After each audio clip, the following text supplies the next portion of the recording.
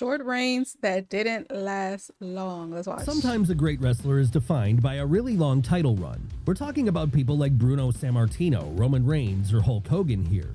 After all, this can be important in solidifying someone as being an unbeatable force. That said, not all title reigns are long.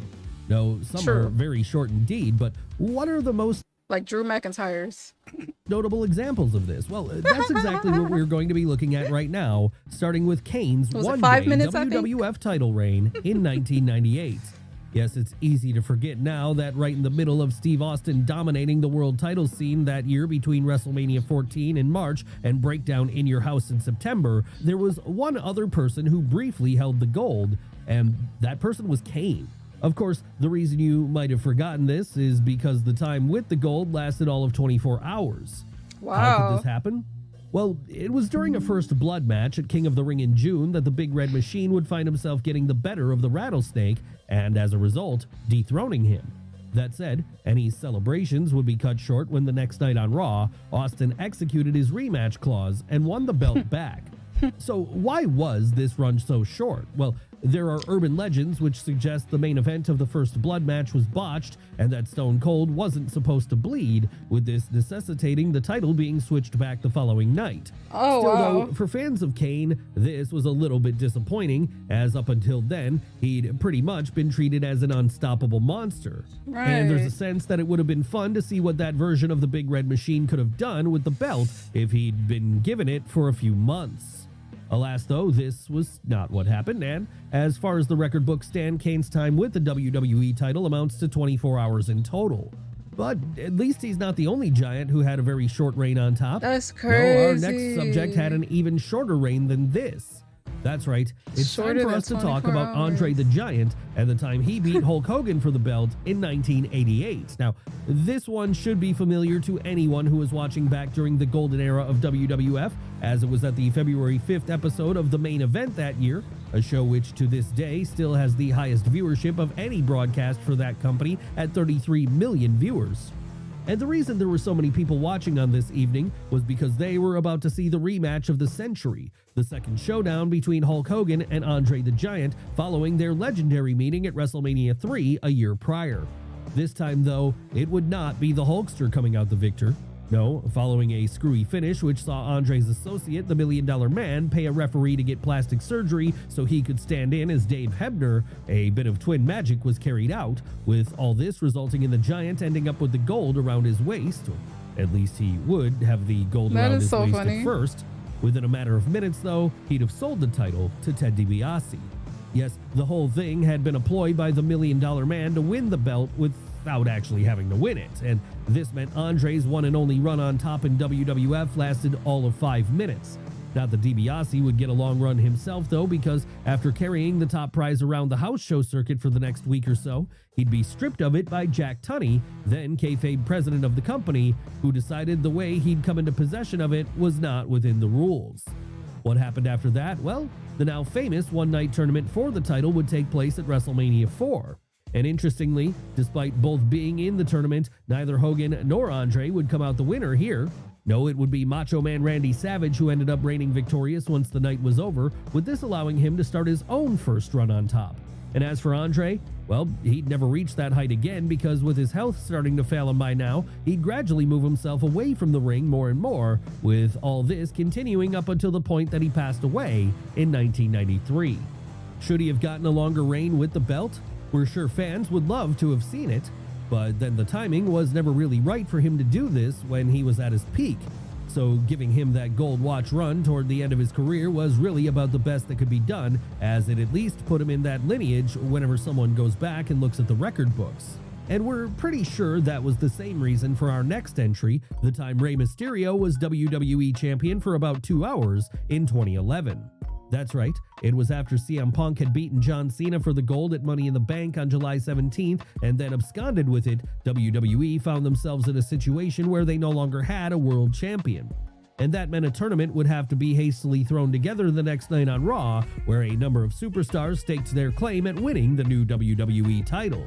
That's right, everyone wanted to be in this one. But in the end, the winner would be one man and one man only, Rey Mysterio, with this coming after he beat The Miz in the finals on July 25th. So surely this was the start of a long run for him then, right? Well, not quite, because by the time the show was over, Rey would be making his first defense of his newly won prize against John Cena. And in a move which confused many at the time, it would be Big Match John who won this, ending Mysterio's reign in less time than it took for an episode of Raw to air. So why was Rey's run so short? Well, it was always planned for Cena to walk out of that evening as the champ, as this was when CM Punk was going to return as the real World's Champion, setting up a title-for-title bout between the two at SummerSlam. But before this, WWE decided to reward Rey for all the hard work he'd done over the years. Sure, he'd won the World Heavyweight title before, but never the WWE title, the one with the lineage going all the way back to George Hackenschmidt. And so, with this possibly being the last time he'd have an opportunity to do so, Vince McMahon chose to give him a short token run with it so that, like with Andre the Giant, his name would always be in that historical lineage. That's right, it wasn't the burial it might have looked like at first, rather it was meant to be a nice thing for an aging legend, something we do see happen in wrestling from time to time. But what about when it's a young up-and-comer who gets a short run on top? Well, for an example of this, we need only to look towards our next subject, Randy Orton, and the time he became World Heavyweight Champion back in 2004. Now, back in 2004, there was one group who ruled the roost over on Raw, and that group was Evolution, the foursome made up of Triple H, Ric Flair, Dave Bautista, and of course, Randy Orton. But while both Batista and Orton would eventually go on to become singles stars, back then the assumption was that the real breakout from the faction was going to be the Viper, and the Viper alone. Hell, that was why in the summer of that year he began making a play to become not just World Heavyweight Champion, but the youngest World Heavyweight Champion of all time.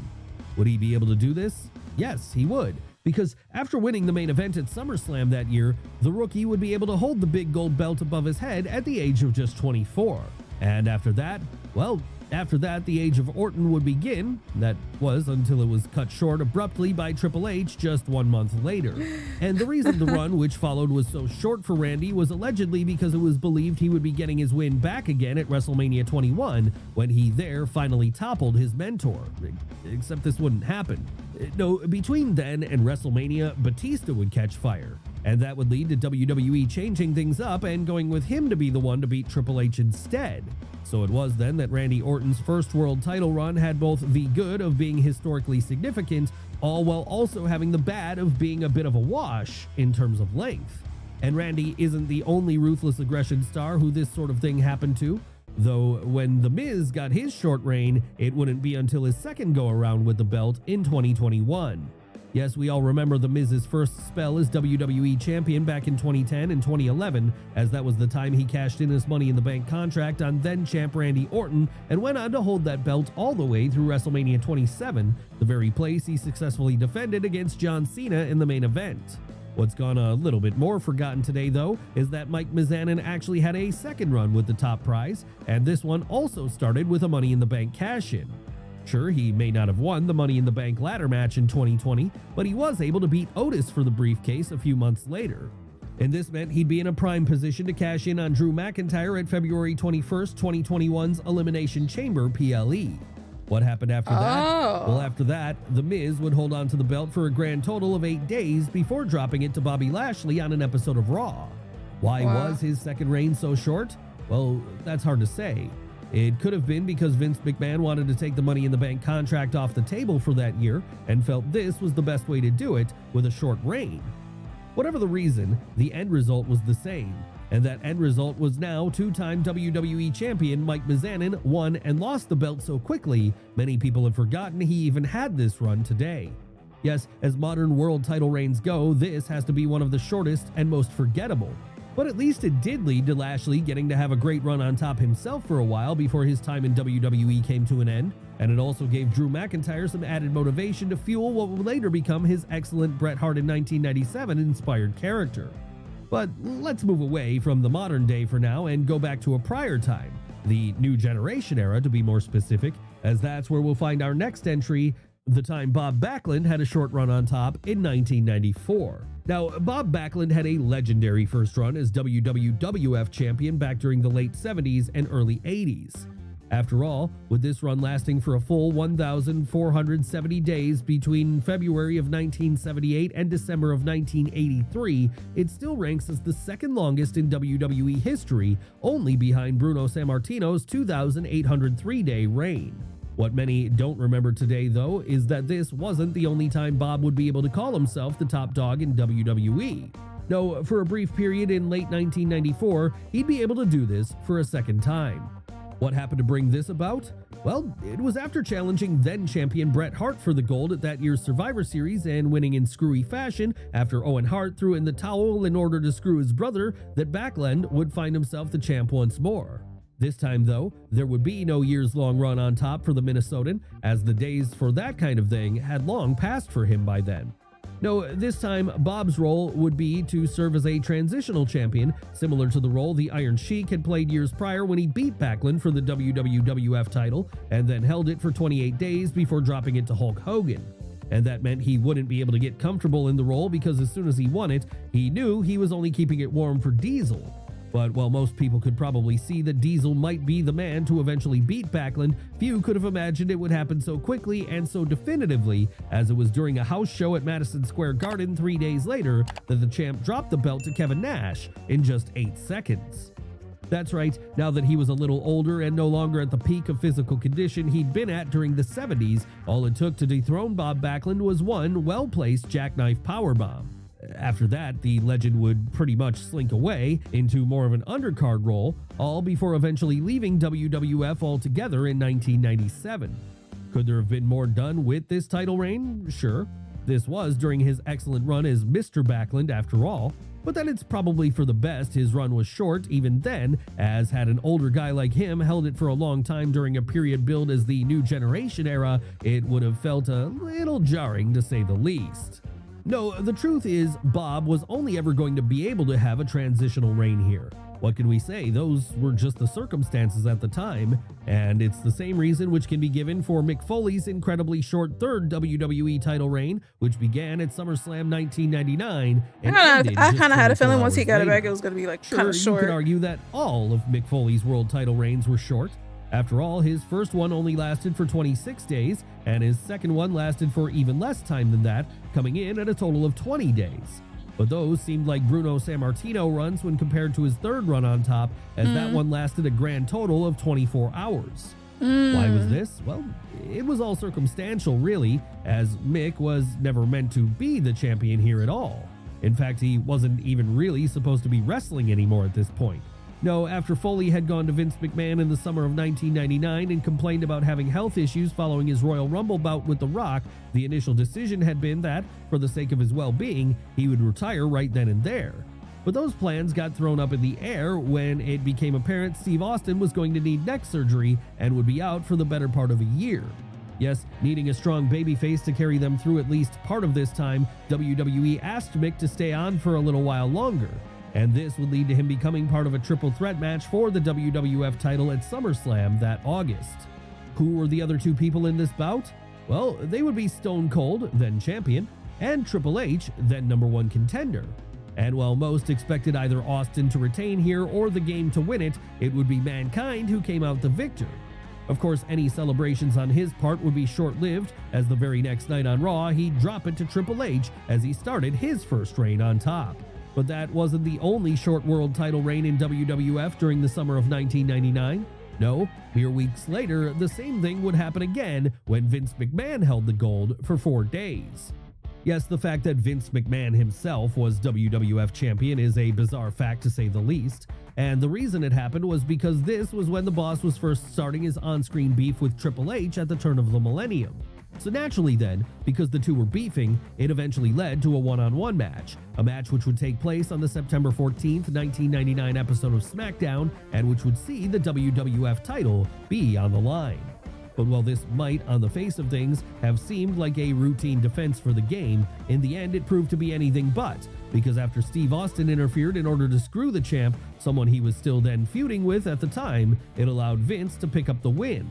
That's right, this was the first example of an alliance between the Boss and the Rattlesnake, though as both were technically babyfaces here, it didn't have such a disastrous effect on business as it would have in the spring of 2001. No, here it allowed McMahon to return to television after having been banished forever mere months prior at Fully Loaded in July. And it also meant that for the first time, he was the one who had the gold. Of course, with Vince never being a proper wrestler, it was unlikely he was going to be able to defend the belt for long, and realizing this is probably why he chose to vacate it 4 days later on SmackDown. That said, at least the game would go on to get the belt back, multiple times over in fact. And in doing so, he'd establish himself as a true top guy in WWE. One person who failed in establishing himself as this when he finally won the big one, though, would be our next subject, and that's because Rob Van Dam never won the gold back again after his initial 21-day run in 2006 was cut short. What a tragedy this one was then, because seeing Rob Van Dam with the WWE title around his waist was something fans had been clamoring for ever since he first joined the company in 2001. Hell, back then, he was one of the very few bright spots of the whole invasion angle, as seeing him get to mix it up with the likes of Stone Cold Steve Austin and Kurt Angle mere months after his debut felt fresh and exciting. But RVD wouldn't win the top prize at that point in time. No, he'd have to wait until the middle of the decade to do this, and the reason he won it was because ECW had just been reformed. That's right, after Paul Heyman's Renegade promotion had a rebirth in 2005 with their One Night Stand pay-per-view, the decision was made to bring it back as a full-time third brand in 2006. And this full-time third brand would be kicked off with One Night Stand 2 in July of that year. Obviously then, a show like this needed a big main event, a main event on the level of Rob Van Dam cashing in his Money in the Bank contract to challenge then WWE Champion John Cena. As you can imagine then, RVD would win this one, but while this seemed to set him up as a proper main event guy going forward, alas, that was not to be. And the reason for that was because, only a couple of weeks into his reign, Rob would be caught with banned substances in his car with Sabu. And back then, this was enough to see the ECW original be forced to drop his gold on TV immediately thereafter, all before being sent away for a 30-day suspension. If only things could have been different then, because after that night in the Hammerstein Ballroom where he dethroned Big Match John in front of one of the most raucous crowds in memory, RVD felt like the hottest thing going, someone who could have had a lengthy run. Honestly, it would have injected some freshness into the main event scene in 2006 and would have given fans a champion they could unanimously get behind. But what about someone that held the title for mere minutes? Well, for that, we need to look at our next subject, the time Jeff Hardy was world champion. That's right, let's flash back to 2009. That was the point where, after having gone through a short reign with the WWE title a few months prior, the charismatic Enigma hoped to climb the mountain once again. And climb the mountain he would, as at Extreme Rules in June of that year, he'd challenge his long-term rival Edge for the Rated R Superstars World Heavyweight title in a ladder match. Who came out of this one the winner? Jeff Hardy, of course. And that seemed like it was going to be the start of a properly long run for him then. Or at least this was what everyone thought. Elsewhere though, CM Punk had other plans, and those plans involved him cashing in the Money in the Bank contract he'd won at WrestleMania just a few months prior. Yes, any hopes Jeff had of going for the long haul here were premature, because before he'd even had a chance to catch his breath, his first challenger would be presenting himself. And because Punk was so fresh at this point, it made it easy for him to pick the bones of the new champion and pin him after only 1 minute and 2 seconds. Would the charismatic Enigma ever get another run on top? Yeah, he would regain the title a couple of months later, in fact, though this reign would turn out to be a short one too, clocking in at just 27 days this time. Maybe it was just always destined to be this way for him then, having short runs with the gold and never anything which was more substantial in length. Sometimes that happens. After all, even the best of them have been known to have a short run with the title from time to time, and in 1997 there was arguably no one better than Bret Hart, which is why his 24-hour run back in February of this year seems so fitting to talk about here. So how did this one come about? How is it that the best there is, the best there was, and the best there ever will be managed to celebrate his 4th time as WWF champion here, only for that reign to end just 1 day later? Well, the answer is it was never supposed to happen at all. At least not yet. No, the original plan heading into WrestleMania 13 had been for the Hitman to have his rematch from the year before with Shawn Michaels, with him this time going over. But after HBK lost his smile and vacated the belt at the beginning of February, everyone's plans were thrown up in the air. And that meant that the Fatal 4-Way match to determine who was going to be the #1 contender for the title in In Your House 13 Final 4 would now be for the belt itself. Needless to say then, Bret won this one, outlasting Steve Austin, The Undertaker, and Vader in order to do so. but that didn't mean he was going to walk into the showcase of the Immortals as champion. No, by this point, plans had changed, and so because of that, a title bout would be booked for the following night on Raw, which saw Hart defend his newly won gold against Psycho Sid.